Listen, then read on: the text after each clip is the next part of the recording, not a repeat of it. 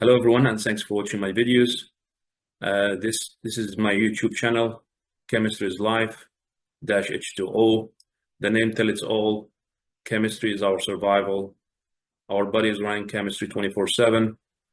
Water, which is H2O, is our survival. We will not exist without water. I create this channel so I can share some interesting topics on general chemistry, as well as physical chemistry. I'm very passionate about chemistry. I've been in the higher education for 20 plus years, and I am very passionate about what I do. I love what I do.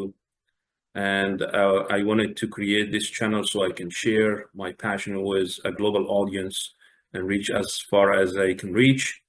And I hope this will be beneficial to everyone who's watching my YouTube video channel, YouTube videos. And again, if you like my videos, don't hesitate to subscribe, hit the like button and the notification bell so you will get notified once I upload videos to the YouTube channel. This is something new for me. It's a new adventure, and I look forward to grow this channel. I look forward to upload more videos, as well as maybe in the future even do live streaming. And thank you so much for your support. Thank you.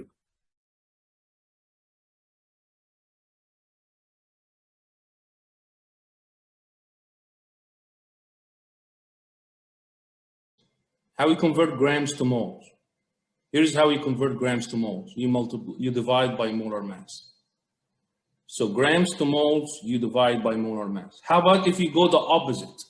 How if you want to go from moles to grams? To go to the opposite, you will do the opposite. And instead of dividing, you're going to multiply. So the number of moles will be multiplied by the molar mass. So if you go one route, to go the other way, you do the opposite to what we just did. So going from grams to moles, you divide by the molar mass. Going from moles to grams, you multiply by the molar mass. So moles times molar mass will get you the grams. And here's the equation that relates the three: the moles, the grams, the molar mass. Going from moles to molecules, what we do, we multiply by Avogadro's number. So going from molecules to moles, if you are giving molecules and the question asking for moles, how you get the moles? Do the opposite. You divide by Avogadro's number. So going from moles to molecules, you multiply by Avogadro's number. Going from molecules to moles, you divide by Avogadro's number. How we go from molecules to atoms? Multiply by the atom of interest. How we go from atoms to molecules? You do the opposite. So I hope you got the idea here. You can convert between different units here by doing what exactly the process or the model is saying. From molecules to atom, you multiply by the number of atom of interest. Where are you going to get that from? From the molecule. You will see the atoms given here in the molecule. All right. I went over this example yesterday, how we converted 15 grams of sugar all the way to number of carbon atoms using this flow chart. And we did multiple calculations, and I hope everything was clear yesterday in these calculations. Again, as I said, this is our standard procedure. And again, you follow basically the information given to you, and you follow this procedure. So this is the reaction. So how can we do this conversion? Here is the model. As I said right now, in chemistry, we use mathematical models to represent different ideas. These ideas, it doesn't matter what the example is. Doesn't matter what this example is. This equation will not change. This model here will not change. And I hope you get this pattern by now. You get this pattern from the previous calculations. So what we need to do first, balance the chemical reaction. So our first step is to balance the chemical reaction. When we balance the chemical reaction, we identify the lowercase a, b, c, and d, which is the number of moles, which is the mole ratio. This is the mole ratio between A and B and C and D. The mole ratio is how much moles you need of A to react with how many moles of B to produce how many moles of C and how many moles of D. You always need a given information. To do any stoichiometric calculation, you need to know a given information. You need to, one of them has to be known. So the first column here has to be known. So this is, we're trying to determine the moles of B. What will be the moles of B in this reaction? Then we need to know one of them. I need to know either A, C, or D. I need to know one of these information. So if A is given, that will be in the first column, moles of A. So the first part of the equation is the moles of A, which is the given information. The moles of A is given. The second part is from the chemical reaction, from the chemical equation, is the mole ratio. The mole ratio between B and A. What is the mole ratio between B and A? And why we are dividing B by A? Because if this is the moles of A, this has to be A, because A has to cancel with A. You're looking for moles of B. So if you flip this, you're not going to go nowhere, because you cannot cancel the moles of A. So that's why we multiply by B over A, which is the mole ratio between B and A. So this one here is from the chemical equation. This one here is given. So moles of A is given. The mole ratio is from balancing the chemical equation. So one more time. You are giving a chemical reaction or a chemical equation. The chemical equation is not balanced, as we've seen in several examples. You will balance the chemical equation first. By balancing the chemical equation, you are identifying the stoichiometric coefficients. These stoichiometric coefficients are the lowercase a, b, c, and d, which represent the mole of each molecule. If you are giving one of them, if the moles of A is given, how can you determine the moles of B? How can you determine the moles of C? How can you determine the moles of D? This is what the conversion is, mole to mole. So how you determine these moles based on the given information? You will use this model. This model says that the moles of B will equal the given information, which is the moles of A, times the mole ratio between B and A. Here's the mole ratio. If this was moles of C, then this will be moles of A times the mole ratio between C and A, which is C over A. If this was moles of D, then this will be the moles of A. See that here, the moles of A is not changing because this is the given information.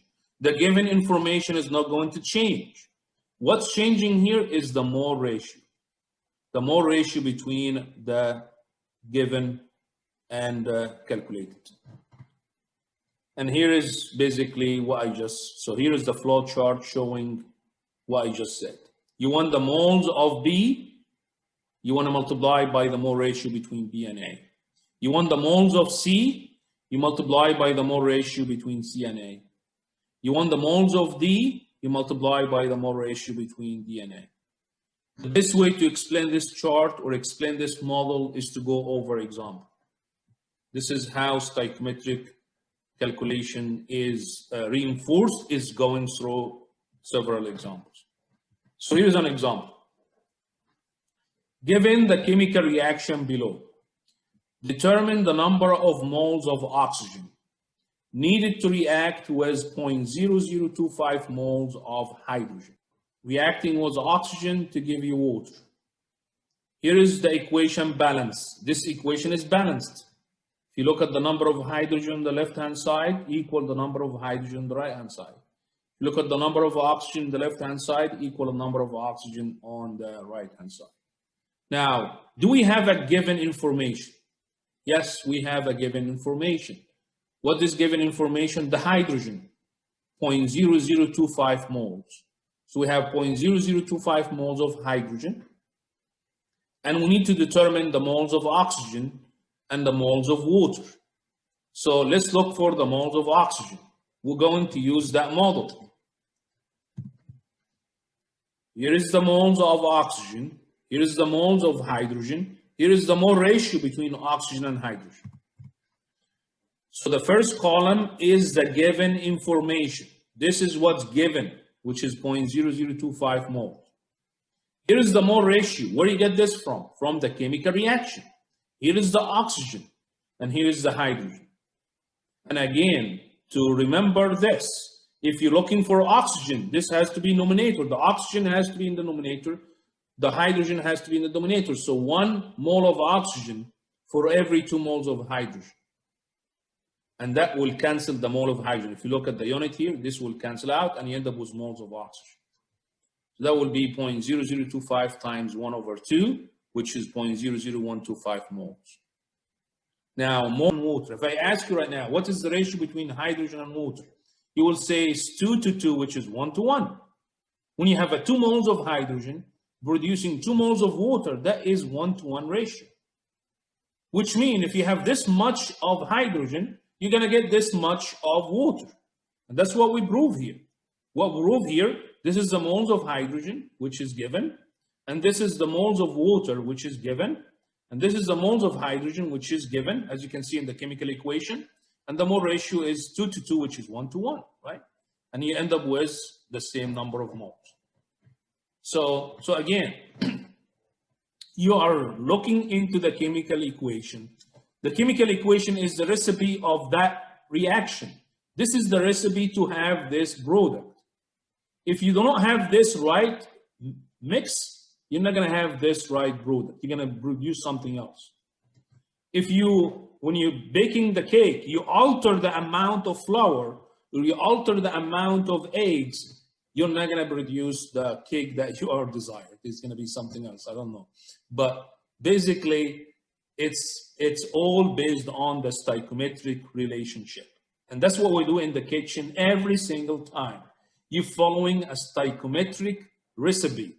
This stoichiometric recipe is determined based on the amount of ingredients. In this case, reactant. Because what we're doing in a kitchen is a chemical reaction. You're mixing ingredient together, which is the reactant. And your product is totally, again, different than what you mix. You still have all your ingredient, but it's, again, a product.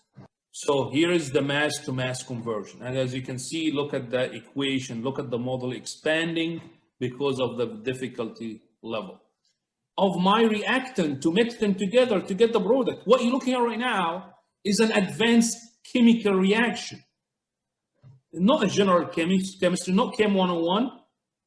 This is, again, what you're looking here is the fundamental of chemistry. And we use this fundamental of chemistry in our daily life every single day. So now this equation here is the key for this fundamental background. The number of moles that we already learned this before, we learned this is not something new. Here is where the number of moles. The number of moles equal grams divided by molar mass. So the number of moles equal mass divided by molar mass. So what does this mean? It means if you are giving a mass, you can convert the mass to moles by dividing by the molar mass. So in this case, our given information is mass. So the mass of A is given.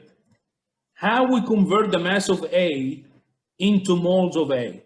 By dividing by the molar mass. When you divide by the molar mass, you will determine the moles of A.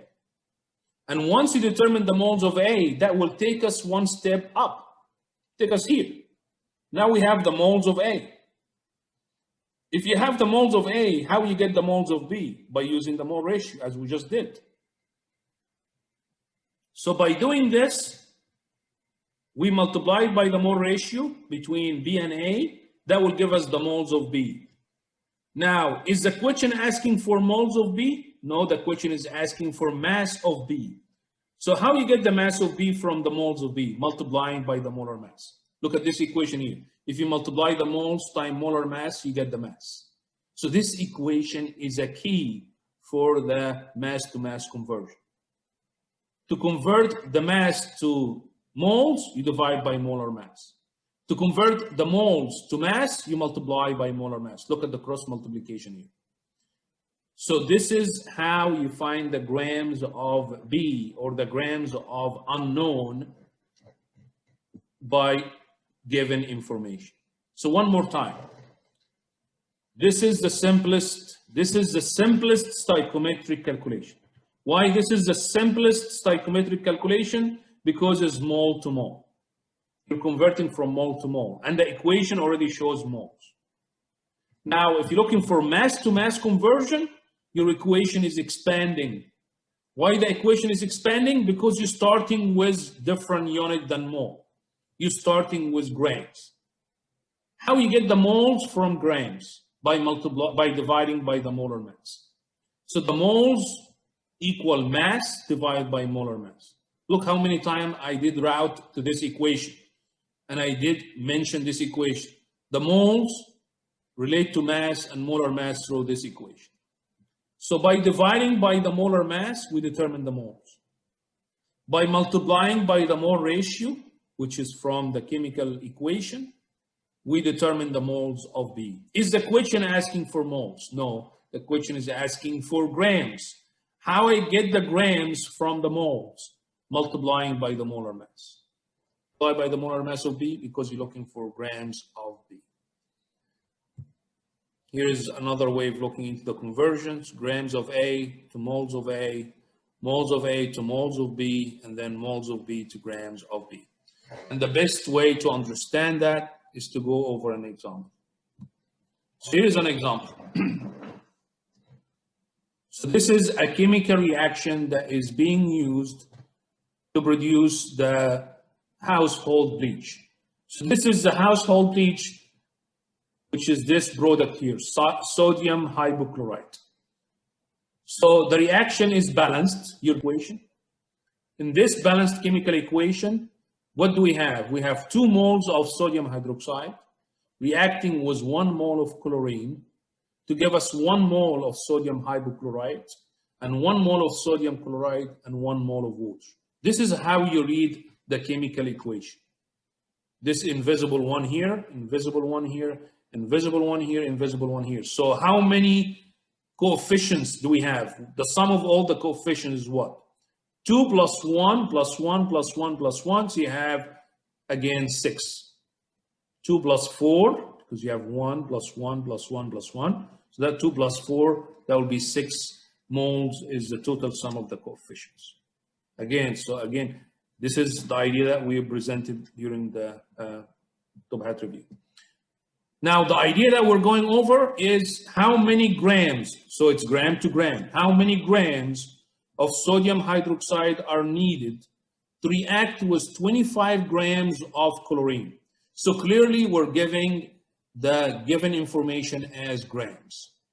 That means we're using gram to gram conversion. Okay, so we're going. So what do we have? We have 25 grams. We're gonna follow that model, and that model says that 25 grams need to be converted to moles. The magic word is mole. How you convert the grams to moles? You divide by the molar mass. So the 25 grams of chlorine is divided by the molar mass of chlorine. Why? Because we need to find the moles. Then the next step is to multiply by the mole ratio. What is the mole ratio between sodium hydroxide and chlorine? The mole ratio is 2 to 1. You have 2 moles of sodium hydroxide for every 1 mole of chlorine. The mole ratio is 2 over 1. Then how you get the grams of sodium hydroxide? You multiply by the molar mass of sodium hydroxide, which is 40 grams per mole. So how you get the molar mass of sodium hydroxide? From the periodic table, sodium plus oxygen plus hydrogen. How you get the molar mass of chlorine? Again, atomic mass of chlorine times 2. So this here is given from the periodic table. You know how to determine that from the periodic table. Now, if you look at this calculation, we're done. This is 25, which is given. 70.9 gram mole chlorine. This is what's the molar mass of chlorine. 2 over 1, this is from the chemical equation, from the mole ratio. 2 sodium hydroxide to 1 chlorine. 40 gram per mole is the molar mass of sodium hydroxide. And that will give us the grams of sodium hydroxide. So if you're starting with mass, you will have to convert it to moles. So how you do convert the mass to moles? By dividing by the molar mass. So what you see here is a flow chart showing you how to convert between different units to the mole. Mass over volume. So if you're looking for the mass, you multiply times density. So the volume times density, you can see what the action is. So showing you what action you should be doing. For the volume, you will multiply it by the density. You will get the mass. Once you get the mass, you will divide it by the molar mass, you will get the moles. Once you get the moles, you can perform chemical stoichiometry, as I mentioned to you. So you really want to reach that state. You reach that state, reaching the moles based on what information is given. If you're giving molecules, it's much easier because molecules, you can convert molecules to moles, as you know by now, by dividing by Avogadro's number. So this is nothing, this is not something new.